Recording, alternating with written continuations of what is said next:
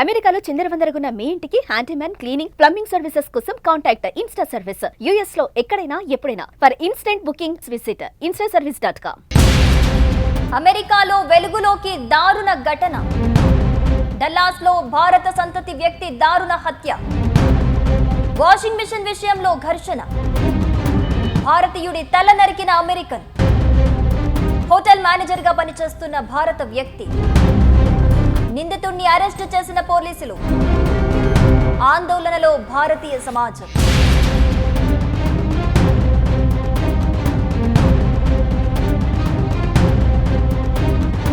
అమెరికాలో దారుణ హత్య జరిగింది. కర్ణాటకకు చెందిన ఓ వ్యక్తి అతని కుటుంబం కళ్ళ ముందే అత్యంత కిరాతకంగా హత్యకు గురయ్యాడు.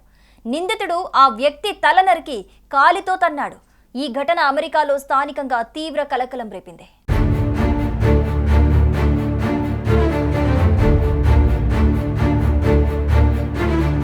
అమెరికా టెక్సాస్ రాష్ట్రంలో అత్యంత దారుణ ఘటన వెలుగులోకి వచ్చింది. వాషింగ్ మిషన్ విషయంలో జరిగిన చిన్నపాటి గొడవ ఓ భారత సంతతి వ్యక్తి ప్రాణాలను తీసింది. డల్లాస్ నగరంలోని ఒక హోటల్ మేనేజర్ గా పనిచేస్తున్న 50 ఏళ్ల చంద్రమౌళి బాబు నాగమల్లయ్య ఆయన భార్య కుమారుడి కళ్ళ ముందే అత్యంత కిరాతకంగా హత్యకు గురయ్యాడు. ఈ ఘటనకు పాల్పడిన సహోద్యోగిని పోలీసులు అరెస్టు చేసి అతనిపై మర్డర్ కేసు నమోదు చేశారు.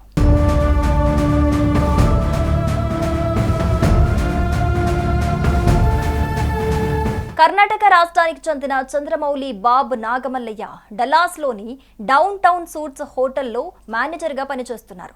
కబోస్ మార్టినేజ్ అనే 37 ఏళ్ల వ్యక్తి సైతం అదే హోటల్లో పనిచేస్తున్నాడని పోలీసులు తెలిపారు. సరిగ్గా పనిచేయని ఒక వాషింగ్ మిషన్ విషయంలో వీరిద్దరి మధ్య స్థానిక కాలమానం ప్రకారం బుధవారం ఉదయం గొడవ మొదలైంది. ఆ మెషిన్ ని ఎవరూ వాడొద్దని నాగమల్లయ్య చెప్పాడు. కాగా ఈ విషయాన్ని డైరెక్ట్ గా మాట్లాడకుండా తాను ఏం చెప్పదలుచుకున్నాడో ఇతరులకు చెప్పి కబోస్కీని అనువదించమని కోరాడని, అది కబోస్కీ నచ్చక మరింత ఆగ్రహానికి గురయ్యాడని పోలీసులు పేర్కొన్నారు.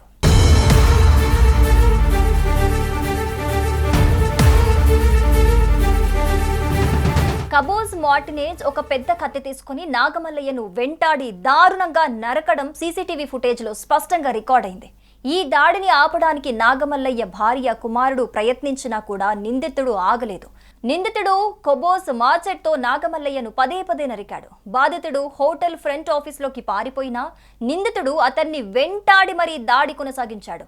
నిందితుడు నాగమల్లయ్య శరీరం నుంచి తలను వేరు చేసే వరకు కత్తితో నరుకుతూనే ఉన్నాడు. తర్వాత నాగమల్లయ్య తలను పార్కింగ్ స్థలంలోకి తన్ని దాన్ని తీసుకొని చెత్త కుప్పలో వేశాడని అధికారిక అఫిడవిట్ నివేదికలో పేర్కొన్నారు.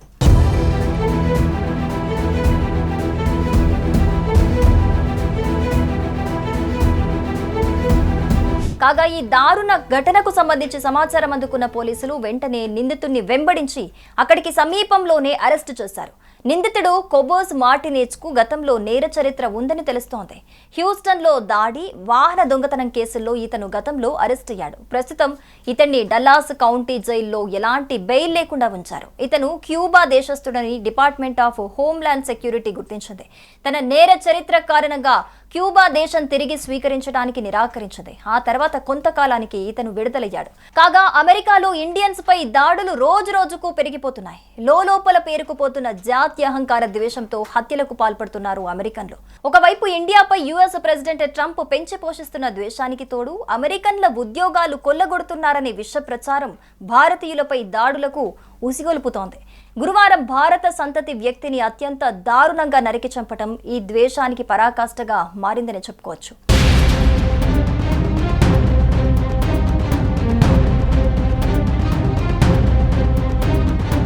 ఈ ఘర్షణలో దారుణ హత్యకు గురైన కేరళ వాసి చంద్రమౌళి బాబు నాగమల్లయ్యను స్నేహితులు, కుటుంబ సభ్యులు మంచి మనసున్న వ్యక్తి, అంకిత భావం కలిగిన భర్త, ప్రేమగల తండ్రి అని పేర్కొన్నారు.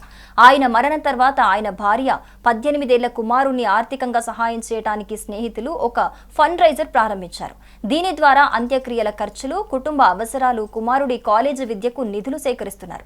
కాగా శనివారం ఆయన అంత్యక్రియలు జరగనున్నాయి. ఈ దారుణ ఘటనపై హ్యూస్టన్లోని భారత కాన్సులేట్ జనరల్ స్పందించింది. చంద్ర నాగమల్లయ్య మరణానికి కాన్సులేట్ జనరల్ ఆఫ్ ఇండియా సంతాపం తెలుపుతోంది. ఆయన కుటుంబానికి అన్ని విధాలుగా సాయం చేసేందుకు ప్రయత్నిస్తున్నామని పేర్కొంది. నిందితుడు డల్లాస్ పోలీసుల కస్టడీలో ఉన్నాడని, కేసును దగ్గరుండి పరిశీలిస్తున్నామని పేర్కొంది.